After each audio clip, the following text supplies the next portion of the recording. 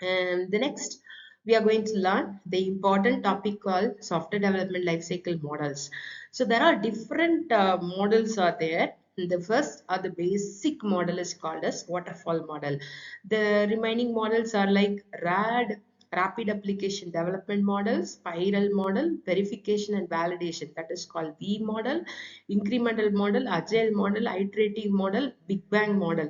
So likewise, lot of process models are there. You may have to think which model I have to choose. So first of all, you should understand each and every model. Then for your project, which model is suitable, that you have to select and apply. And sometimes this model, some phases are similar, and some phases from this particular model shall I combine, and use customization is also possible. The basic model is called as waterfall model. So this is the model from where we are going to learn about the main phases which involves in this particular model. Now we are going to learn about prescriptive process model. Because in software engineering there are three main categories of process models are there: prescriptive process model, agile process model, evolutionary process model, and unified process model also. So totally four main categories of process models. As we have seen in the previous slide, a lot of process models are given, but which are not categorized. Now we are going to learn about under different categories what are the process models are there, and how you can use these process model for your projects. So the first category is called as prescriptive process model.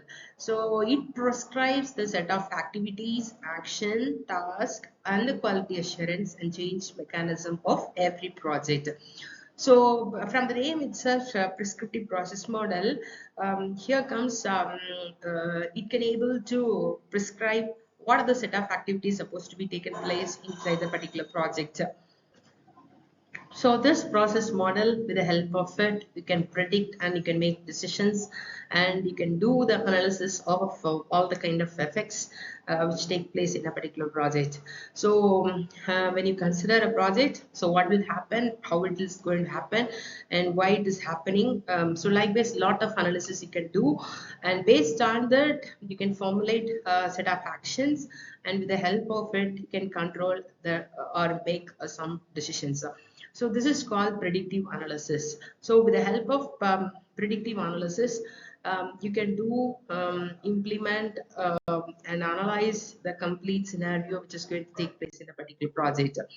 So there are three types of process models which falls under the categories of prescriptive process model. The first one is waterfall model, second one is incremental process model, and third one is a RAD model, rapid application development model. So these are the three models are called as prescriptive process model. So one by one model we are going to learn. First one is waterfall model. From here, there is a person, right? So he's called as Winston W. Royce, and he's the person rolled out the name called software engineering. He coined this name, software system engineering. In short form, it is called as SWSC, and he's the man behind the software engineering. In the beginning, he just devised two phases through which software development. First phase, you have to analyze and you have to code. That's it. Like what we are doing now, right? Without learning the software engineering subject, straight away when I ask you to develop a project, you will analyze and you will code. So these are the two phases he also initially identified. He was a mechanical engineer, and he also identified this is how any problem or any project can be solved with the help of these two phases alone. In the beginning, Winston W. Royce invented these two phases which are required for problem analysis and design. So what is waterfall model? It is also called as, or what is the other name given for this waterfall model is linear sequential model, or otherwise classic life cycle model. And this consists of five stages in the software development process. Each phase is supposed to be completed before the next phase supposed to start. That is the important constraint here. and this is suitable for small projects. Even all the beginners can follow waterfall model, and the feedback of each phase is going to be ensured. Okay, we can find out whether the project is on right track on implementation. And most of the beginners will follow waterfall model. And at present you may ask a question like, at present the industries are following waterfall model. Yes, some of the project, inside some of the project, some of the module development part, they are following this. So the next phase is modeling phase. So here the requirements are confirmed and the plan is ready, and who is supposed to do module 1 and module 2. Likewise, the schedule is also ready. The next phase starts with modeling part. So here comes, they will start implementing the interface. So the interface part also, they have to do the analysis and design. So they can use the paper based design, or straight away they can use the tools for designing the system interface with the help of some tools. So designing software tools, with the help of it they can design, and they can show parallelly to the customer to get their acknowledgement on changes of or further approval of that particular design. Fine. The next phase is called construction. So here comes, they'll write the code, and the developers do the testing part of external interface, or as well as through code walkthroughs. And the next phase is called deployment phase. So once everything is done and perfect, the application is going to be launched or deployed in the customer end. And while deployment part, if there is a need of any training, additional support is needed, so the development team will go and update and take care of those process. At the time, also they'll collect continuous monitoring part once the application is deployed. If there is any queries are coming or any problems are there, that will be rectified, and the end user will be happy. Based on certain feedback options available, any problems which are encountered in the design or any application processing part, if they feel any problems or any difficulties, that will be reported back, and that will help for the development team to update the application in then while they go for the next versioning part. So this is how the waterfall model is. So one by one step, one by one phase is completed, and then so here there is a problem is if consist of if this project consists of 5-member team, so all 5 members will not involve in all the phases. So sometimes one person involved in, so the remaining people will be in idle state and they cannot work parallelly. So once the communication space finished, then only the next planning phase will start up. So that's the problem with this waterfall process model. Also, if there is any changes, once the previous phase is completed, they cannot go back also. So that's a problem with waterfall model. So the another model which is okay here in this waterfall process model, actually Winston Royce in his research, he included and expanded this analysis phase with design and then coding part. So this is how the alternative design style is incorporated inside this waterfall model when he just done the updation part. So one by one steps and its explanations are available. So requirement analysis phase followed by designing, implementation, and finally integration, testing, finally deployment. And in case of any changes are needed, maintenance phase, those informations will be reported back. And the maintenance phase will be there is a budget for everything. In the beginning, maybe they have an agreement because at the end of every phase completion, they'll prepare the report, that is the documentation is there, and that will be signed by the development team as well as the customer. Both parties will sign. Each and every phase is completed, one by one phase will be verified and it will be documented and signed. So this is sample application given, waterfall model, each and every phase when it goes through. Okay, here the milestone is reached or not, there is a diamond shape, right? So milestone is achieved every phase, there is at the end there is a milestone. So milestone means that's a target that is supposed to be completed. For example, September 17th, there is a target like, okay, so the design phase, the analysis phase is supposed to be completed, design phase must start. So here the design review check-in with stakeholders is supposed to be completed, and then the next phase begin. So this is how every milestone target will be mapped in the Gantt line chart, this timeline chart. So this is how the project duration is considered like September to October means, okay, so this is how every duration, okay, so the active line which depicts that project will be active, and after this line, okay, so this phase is over, the next phase starts, or sometimes the parallel process of something else is to be done, okay, that will be incorporated. So this is how the waterfall model for software process development is given in the explanation. So what are the roles people will play in the waterfall model? So the main role which begins from the business analyst. So he's the person and who is in touch with the customers straight away. For example, suppose there is a project which is needed by the customer.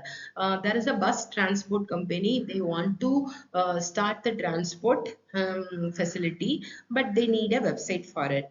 So they for that this query is placed to consider like, okay, Accenture company, they want to place this project to so they'll approach one third party technical expert, and he will explain the requirement of the customer. Sometimes the customer may start straight away interact with the company, or some third party agent act as a technical agent. He will explain the details of what the customer want to the company. So they'll explain in the beginning to the business analysis in simple terms.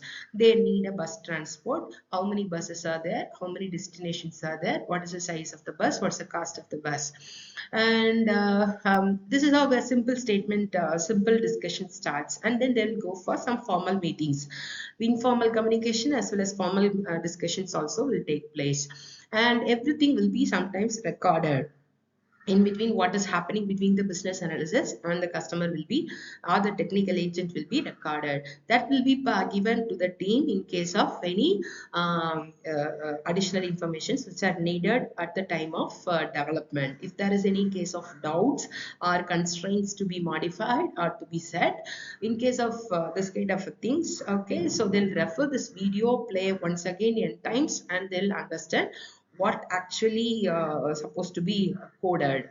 And so the business analyst mainly gather the requirements, and he will prepare the software requirement specification document.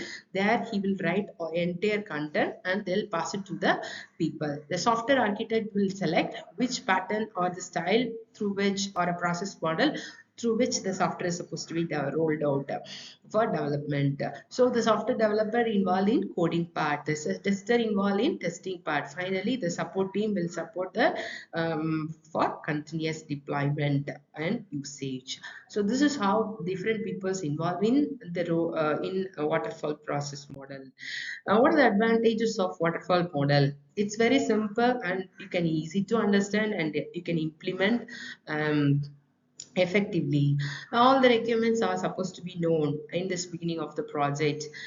When if you have any questions, if you don't have any experience, so everything's supposed to be learned in the beginning of the project itself, and the phases are not overlapped. So so you have to complete one phase, then only the next phase is supposed to start.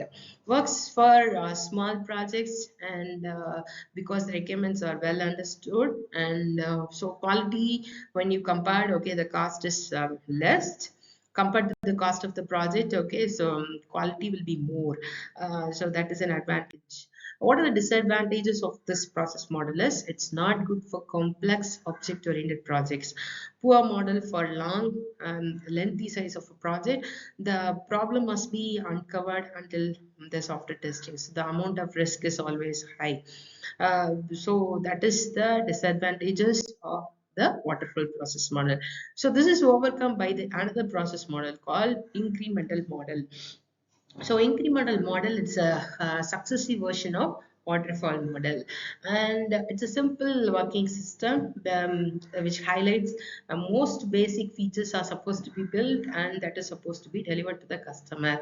And then after that, okay, successive iterations and the versions are supposed to be implemented and delivered to the customer until the system is the sales system is supposed to be released. So here one phase is completed.